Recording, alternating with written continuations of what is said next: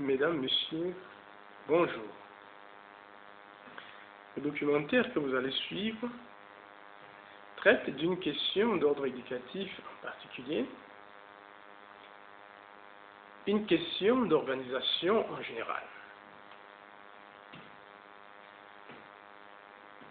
Combien sommes-nous à rechercher tous les jours l'envie de réussir? Oui, réussir. Une presque obsession pour nous tous, chacun dans son domaine d'activité. Réussir sa vie, eh bien, ça exige en amont la mise ensemble de beaucoup de facteurs. Entre autres, la capacité d'organisation. C'est-à-dire, il faut savoir induire de la méthode dans sa façon de faire. Je suis enseignant depuis plusieurs années.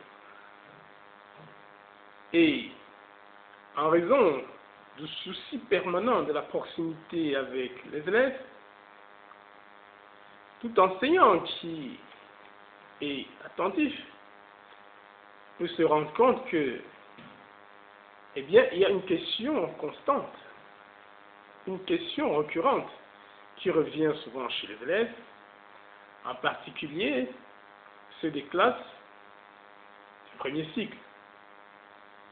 Eh bien, cette question, c'est: Messieurs, pourriez-vous m'aider à constituer un emploi de temps personnel d'études? Oui. C'est-à-dire que nos enfants, nos cadets, nos plus petits ont besoin de savoir s'organiser. Alors, comme une telle question était récurrente, moyennant le réflexe des chercheurs, eh bien, je me suis proposé un jour d'y apporter une réponse quasi standard. Une réponse qui pourrait donc répondre à la préoccupation individuelle de chaque élève qui voudrait se faire un emploi de temps, plutôt que d'avoir à répondre à tout un chacun tout le temps. Donc voilà l'objet majeur de ce petit documentaire que vous allez suivre. Comment concevoir un emploi de temps personnel de travail. La méthode de sa conception que nous indiquons ici se fera sur la base de petites notions mathématiques, à savoir la proportionnalité. Les règles de 3 en réalité. C'est de là que l'emploi de temps prend son nom, à savoir l'emploi de temps rationnel. Eh bien, comment concevoir un emploi de temps rationnel pour ces études?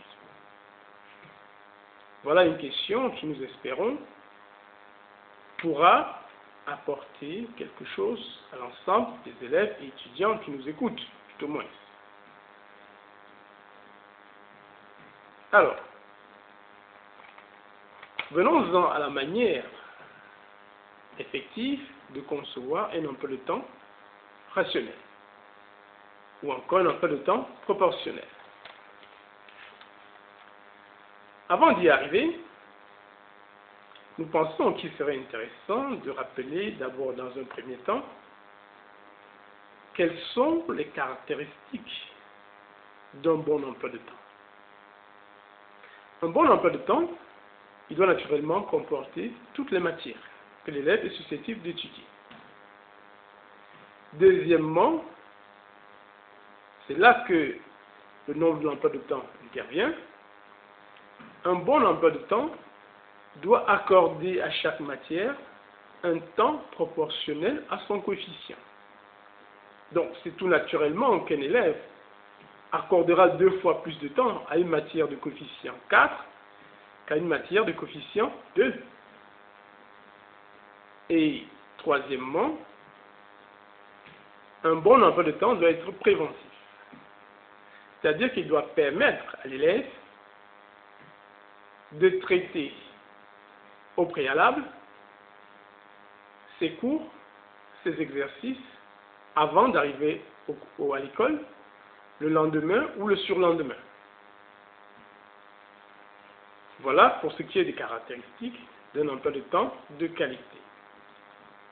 Alors maintenant, en quoi consiste la méthode dont nous parlons? Méthode de conception d'un emploi de temps rationnel.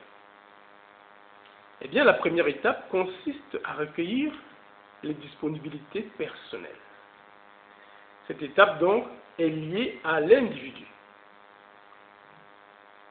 L'heure à laquelle l'élève arrive à la maison n'est pas la même pour tout le monde.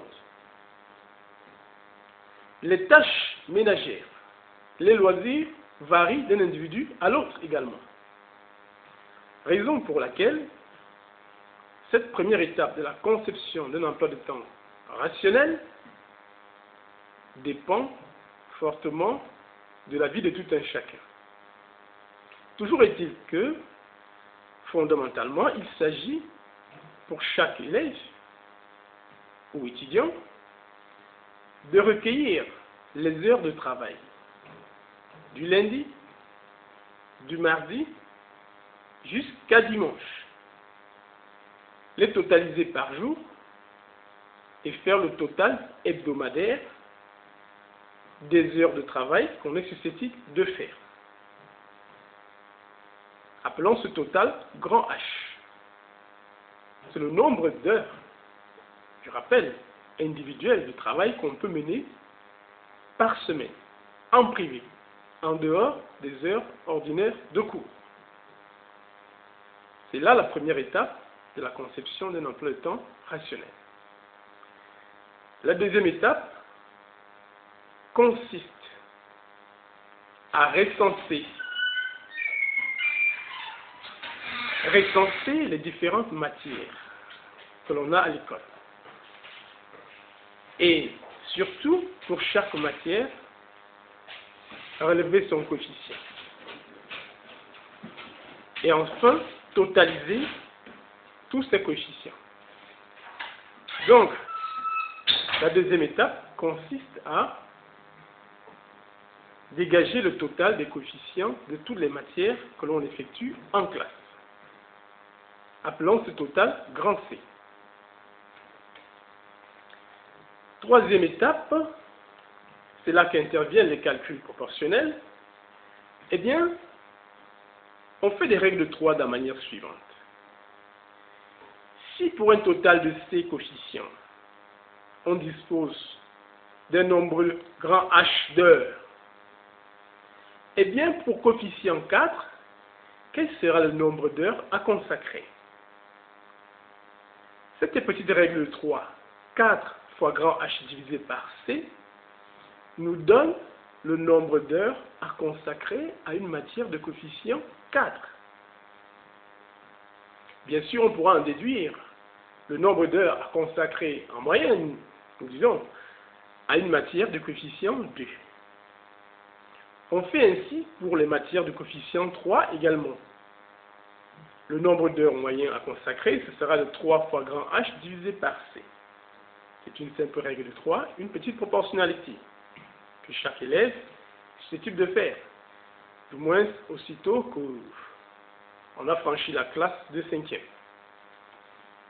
Donc, voilà pour la troisième étape de la conception d'un emploi de temps proportionnel.